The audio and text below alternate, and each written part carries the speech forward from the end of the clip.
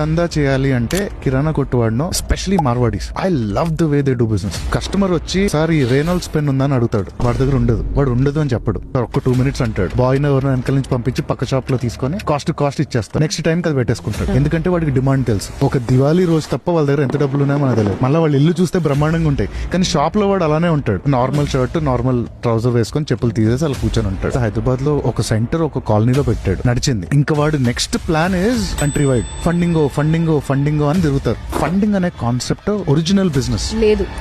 అసలు ఫండింగ్ తెచ్చుకొని సెలబ్రేట్ చేసుకోవడం ఏంటమ్మా? అది ఏం బిజినెస్ అమ్మా? అప్పు తెచ్చుకొని సెలబ్రేట్ చేసుకోవడం అన్నట్టే కదా. దారుణం అది. జ్యువెలరీ స్టోర్ కి వెళ్ళండి, వాడు ఫస్ట్ వెళ్ళి కూర్చుంటే వాటర్ వేస్తాడు, ఖర్చు ఉండదు. మీరు కొంచెం ఇంట్రెస్ట్ చూపించి ఇది పక్కన పెట్టండి అన్నారు అనుకోండి, జ్యూస్ టీ వస్తుంది. లేకపోతే వాడు అంత పెద్ద జ్యువెలరీ షాప్ వాడికి ఓ 10 రూపాయలు జ్యూస్ బాక్స్ ఇవ్వడం పెద్ద ఇష్యూ కాదు. అమెజాన్ ఫ్లిప్కార్ట్ ఇవన్నీ చూస్తే వేల కోట్ల లాస్. మనం ఏమనుకుంటాం, అమ్మా ఎంత డబ్బులు సంపా, but they are at loss. మీకు గనక ఒక 10 లక్షల రెవెన్యూ ఉండే బిజినెస్ ఉండి దాంట్లో 1 lakh మిగిలింది అనుకోండి మీకు ప్రాఫిట్, ఏది after tax, you're better than Flipkart అంటాను నేను.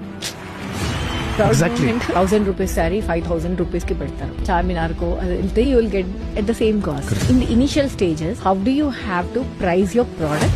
Very valid question. అబ్సల్యూట్ గా అబ్జర్వ్ చేయండి. క్రోమా ఇలాంటి వాళ్ళ దగ్గర డిస్కౌంట్లు తక్కువ వస్తాయి, ఎందుకంటే లోకల్ ఎలక్ట్రానిక్ స్టోర్స్ కి వెళ్ళండి, వాడు అదే 5000 పెట్టి మీకు డిస్కౌంట్ అండ్ 2000 డిస్కౌంట్ ఇవ్వగలడు. ఎందుకంటే నాకు హోల్సేల్ ప్రైస్ లో ఎంతకు వచ్చింది, నేను ఎంత ప్రాఫిట్ వేసుకొని అమ్ముకుంటున్నాను, ఎంత డిస్కౌంట్ ఇవ్వగలను. కానీ ఆ ఫండ్స్ వచ్చే ముందు how do you want to pitch so that you will get money? వాడు నీకు ₹1 కోటి ఇవ్వాలంటే